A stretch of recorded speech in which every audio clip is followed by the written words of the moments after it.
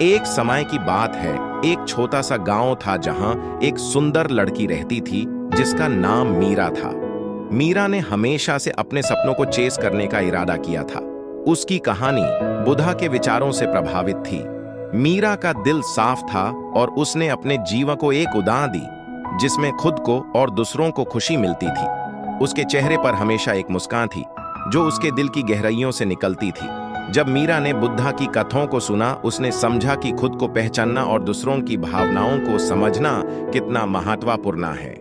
उसने अपने जीवन में व्यावहारिक उपयोग के लिए बुद्धा के अनुयायी बनने का निश्चय किया।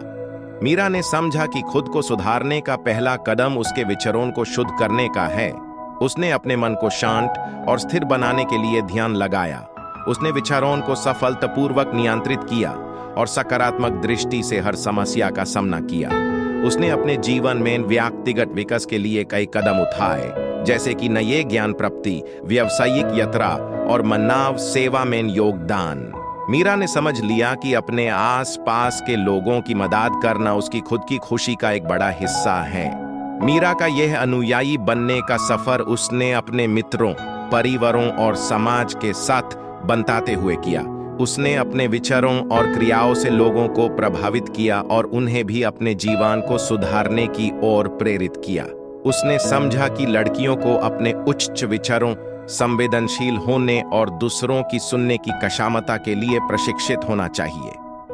मीरा ने अपने आसपास के लोगों को यह संदेश दिया कि व्यक्तिगत विकास का मार्ग अपने विचारों को सुधारना और दूसरों की मदद करने में है।